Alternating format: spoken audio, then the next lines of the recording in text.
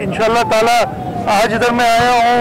कल मिनिस्टर साहब नॉर्थ कराची जो है साइट एरिया गए थे और बाकी साइट एरियाज में भी जाएंगे ताकि जो काम कंप्लीट हुए उनका इफ्तिताह ये किया जाए और आगे जो ज़रूरियात है वो भी देखी जाए ताकि पूरी हो। शाह साहब ये फरमाइएगा, अपोजिशन एक इल्ज़ाम आयद करती है, किसी हद तक वो दुरुस्त भी है कि 13 साल से पीपल्स पार्टी की हुकूमत है सूबे में, खासतौर पर कराची में पानी की गैर मुनसिफाना तकसीम और ट्रांसपोर्ट का निज़ाम नहीं दे सके। आपकी काबीना का एक सूबाई वजीर प्राइवेट बस में बैठ के लफ्ज़ इस्तेमाल नहीं करना चाहिए, बगले में जाता है, तो कराची के शहरी ये नहीं उनको सब ये इशूज़ बिल्कुल हैं। ट्रांसपोर्ट के लिए हमारे प्लान तो सारे बने हुए हैं। अब वो जो भी कहें मैं वो भी फिर ब्लेम गेम शुरू हो जाएगा। मुझे ज़रा ये तो बताएं, पिछले 3 साल में 3 साल हो गए ना इस माशाल्लाह इस हुकूमत को, इन 13 साल में ये 3 साल इनके भी है ना जो वफाकी हुकूमत थी, इन्होंने सूबों को दिया क्या है? सूबों से छीनने के पीछे पड़े हुए हैं। इस वक्त भी 3 साल से इनकी रेवेन्यूज़ में कोई इजाफा नहीं हुआ। जो रेवेन्यूज़ ये कलेक्ट करते हैं, आज भी मेरी सुबह एक मीटिंग थी और मैंने ये कहा कि जी ये रेवेन्यू कलेक्ट नहीं कर सकते, आप सेल्स टैक्स जो ये कलेक्ट करते हैं वो भी हमारे हवाले करें, हम इससे बेहतर काम करेंगे। तो इश्यूज़ ये हैं। बाकी प्लान्स कराची शहर के लिए और प्लान्स के साथ वो एडवांस स्टेज पे हमारी इस एरिया के लिए येलो लाइन जो पहले हम चाइनीज़ के साथ कर रहे थे अवार्ड भी हो गई थी, किसी वजह से वो आगे कंप्लीट नहीं कर सके, अब वर्ल्ड बैंक के साथ मिलकर कर रहे हैं, वो एक एडवांस स्टेज पे। जो रेड लाइन का मंसूबा है एशियन डेवलपमेंट बैंक के साथ, वो भी एक एडवांस स्टेज पे है। इंशाल्लाह ताला ये होंगे। मैं बिल्कुल मानता हूँ कि इनमें देर हुई, लेकिन जो रिसोर्सेज रिक्वायर्ड है और जो कलेक्ट करके फेडरल गवर्नमेंट ने हमारा 85% के करीब रेवेन्यू फेडरल गवर्नमेंट को कलेक्ट करके देना, सारे टैक्सेस की वसूली उनके पास है, लेकिन पिछले 3 साल में 0% ग्रोथ की वजह से हमारे सारे मंसूबे डिले हो गए।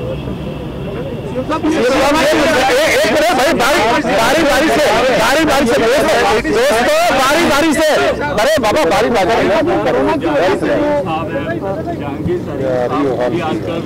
आए हुए हैं, आप क्या समझते हैं कि उनके खिलाफ जो कार्रवाई करनी है वो अरे भाई अपनी बारी से अगर वो पार्टी में शामिल होना चाहें तो आप उनको वेलकम करें? देखिए मेरी बात सुने, ये बड़ा प्री मैच्योर है ये सारी बातें, और जहांगीर तरीन साहब का मैंने कुछ स्टेटमेंट देखा है, वो कुछ कह रहे हैं, अभी तक उन्हें शायद उम्मीद कुछ है लेकिन वो ज्यादा दिन रहेगी नहीं, फिर देखेंगे क्या होता है।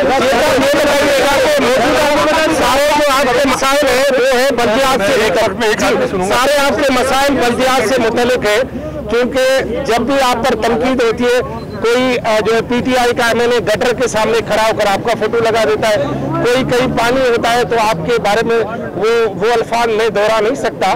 तो यहाँ के लोगों के ज्यादातर इशू बल्दियात से मुतल्लिक है और बल्दियाती इदारे इस वक्त है नहीं, एडमिनिस्ट्रेटर है वो भी सरकारी है। बल्दियाती इंतखाबात कब तक होंगे? और जो आपने कहा था मरदमशुमारी से इसको नथी की थी, आप अभी गए भी थे वहां पर, तो हकीकत तो बताएं मामला कैसे किस तरह होगा ये मामला? मेरी बात सुने, कानून के मुताबिक सेंसस जो लेटेस्ट है ना उसके तहत बल्दियाती इदारों के इंतखाबात होने, इस वक्त जो अप्रूव्ड सेंसस है वो 1998 का है। अब आप आ जाए 2017 के सेंसस में, उस सेंसस पे चारों सूबों को शदीद तहफ़्फ़ुज़ात थे कम अज़ कम, मैं ये कहूँगा, और इन शदीद तहफ़्फ़ुज़ात की वजह से पार्लियामेंट ने 2017 में पार्लियामेंट के अंदर एक आया था कि जी 5% इनको रीवेरीफाई करना है अपने। अनफॉर्चुनेटली वही 2.5 साल गुजरने के बाद कुछ भी नहीं किया गया। ये सारी बातें कल हुई है और मैंने तो ये कहा कि फिल फॉर, यानी आज से कल जो गुजरा था मैंने उस वक्त कहा इस वक्त आप ऐलान करें कि हम नए सेंसस कराएंगे। और ये सेंसस जो सबको पता है, मैं तो कह रहा हूँ चारों सूबों को इतराज़ात थे इस पर। अब पता नहीं जो भी पोजीशन है वो, मैंने इन सबसे ये कहा कि जब आप कह रहे हैं कि ये गलत है, ये भी मान रहे हैं कि हमें दोबारा क्यों कराने, अगर सही है तो दोबारा क्यों कराने? जब आप कह रहे हैं गलत है तो एक गलत चीज़ को अप्रूव क्यों करते हैं? इस सिलसिले में मेरा ख्याल है दोबारा सीसीआई की एक ऑनलाइन मीटिंग मंडे को रखी गई, उसमें फैसला होगा। 2 दिन के लिए जो सेफ डेज सिम गवर्नमेंट ने अनाउंस किए, इसमें बड़ी कंफ्यूजन है लोगों में, तो ये बता दीजिए अगर कि किस किस्म का क्या कारोबार बंद होगा और क्या खुला रहेगा, ये क्यों? ये पूरा नहीं, इसमें कोई कंफ्यूजन नहीं है, पूरा एक तरीकाकार दिया हुआ है मेरा पर्सनल ये ख्याल है और मैं इसको जो मीटिंग थी उसमें कह चुका हूँ कि हमें इंटरसिटी यानी एक जगह से दूसरी जगह ट्रांसपोर्ट बंद करनी चाहिए, इसलिए कि कुछ इलाकों में पाकिस्तान के कोविड बहुत ज़्यादा फैला हुआ है। आपने उनको शील्ड करना है कि वो बाकी जगह पे कोविड को ना करें अफेक्ट, लेकिन फेडरल गवर्नमेंट ने उसकी मानने से इनकार किया। ये 2 दिन का कॉन्सेप्ट जो दिया है वो दिया है और उसी को नजर रखते हुए हम चाह रहे थे कि एनसीओसी के साथ काम करें। हमने बिल्कुल वही रखा है और वो पूरी उसकी नोटिफिकेशंस क्लियर है कि एक जो टाइमिंग है उसको दिया हुआ है कि जिस टाइम पे अच्छा तक आपने बताया। आज अदालत ने फिर सिंध हुकूमत के हवाले से बुरा भला कहा है और कहा है कि सिंध हुकूमत और HPSC के अफसरान मिले हुए हैं शहर में, बड़ी बड़ी इमारत आप पैसे लेकर बनवाते हैं, आप मतलब सिंध हुकूमत, इस पर आपका क्या कहना है? और अदालत आपको कार्रवाई का हुक्म देती है, सिंध हुकूमत इस तरह कार्रवाई नहीं करती और अफसरान कमिश्नर कराची को भी फारिग करने की बातें की हैं और अदालत ने लीव कैंसिल कर दी है, तो अदालत का इख्तियार है और ये चीजें बताएं। देखिए मेरी बात आप पर क्यों मेरी बात में वो छोड़े इस बात को। ये भी करने का एक तरफ आवाज सड़क का इफ्तिताह कर रहे हैं, दूसरी जानिब अदालत कहती है किसी को फिक्र नहीं है, किसी को कोई परवाह नहीं है। देखिए मैं अदालत के कमेंट्स पे कोई कमेंट नहीं करूंगा, लेकिन मैं ये जरूर कहूंगा कि एक तरफ ये है, दूसरी तरफ वजीर आजम पाकिस्तान हर दिन यानी हर हफ्ते एक मीटिंग करते हैं, उसमें चीफ सेक्रेटरी साहब को कहते हैं कि आप इमारतें क्यों नहीं बना रहे और आप अप्रूवल्स क्यों नहीं दे रहे। तो मुझे समझ नहीं आती कि डिस्कनेक्ट क्यों है।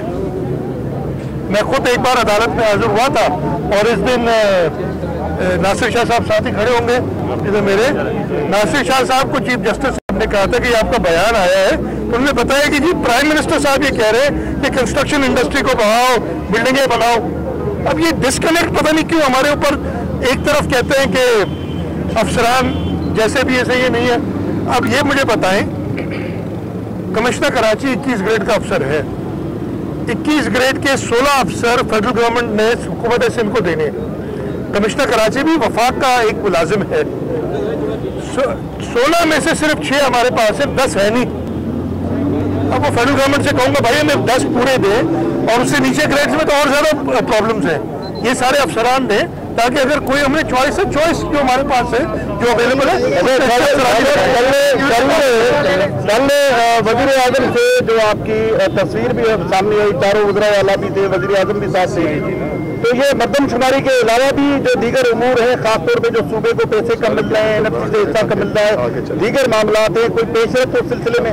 मेरी बात सुने, 2 चीज़ें मैंने और डिस्कस की थी। एक तो CCI का एजेंडा होता है, उस एजेंडे के तहत बात की थी, लेकिन 2 चीज़ें मैंने की थी।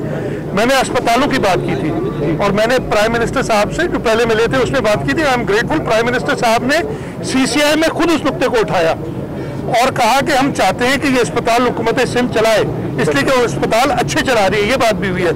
वफाकी वजीर जो एक हैं CCI के मेंबर, उन्होंने भी कहा कि जी ये आप हमें नहीं दो, आप चलाओ।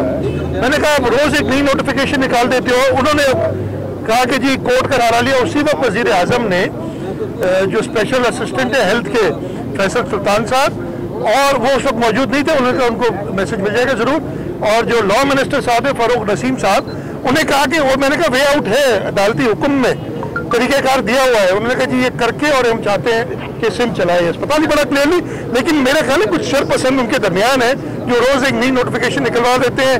वजीर आजम साहब को ऐसे ब्रीफ करते हैं कि जी सुप्रीम कोर्ट का ऐसा हुक्म है और वैसा हुक्म है। सुप्रीम कोर्ट का हुक्म बड़ा वाजे है कि टेक ओवर करने से पहले कुछ स्टेप्स है, वो शुरुआत ही नहीं की अभी तक, तो काम कैसे टेक ओवर करेंगे। सेकेंडली, एक आखिरी चीज, मैंने दूसरी बात ये जिक्र किया था कि 2019 में एक रिपोर्ट पेश हुई थी पानी के हवाले से कि पानी की जो तकसीम है वो सही नहीं हो रही, और अटॉर्नी जनरल 2018 में एक कमेटी बनी थी जिसको अटॉर्नी जनरल पाकिस्तान हेड कर रहे थे, उनकी रिपोर्ट आई। मैंने 2019 दिसंबर में जो मीटिंग हुई उसमें कहा कि इसको मंजूर किया जाए रिपोर्ट को। उस वक्त टाइम लिया गया कि नहीं जी एक और कमेटी बनाए। 2000 अब 1.5 साल तकरीबन उसको हो गया है, 1 साल 4-5 महीने हो गए, वो दोबारा CCI में नहीं लेके आते। मैंने ऑब्जेक्ट किया और पिछली CCI में मैंने रेज किया था जो नवंबर में हुई थी, और उन्होंने उस वक्त कहा था कि 1 महीने में इसको फाइनल करें। 4 महीने, उसको भी 5 महीने गुजर गए। तो ये चीजें मैंने रेज की, प्राइम मिनिस्टर ने यकीन दिलाया कि YouTube पर गूगली टीवी देखने के लिए youtube.com की सर्च बार में गूगली टीवी टाइप करें। गूगली टीवी के पेज पर सुर्ख रंग के सब्सक्रिप्शन वाले बटन पर क्लिक करना ना भूलिए। YouTube पर अपलोड होने वाली वीडियो से बाखबर रहने के लिए बेल आइकॉन पर क्लिक कीजिए। आपको हर नई आने वाली वीडियो के बारे में नोटिफिकेशन मौसूल हो जाएगा।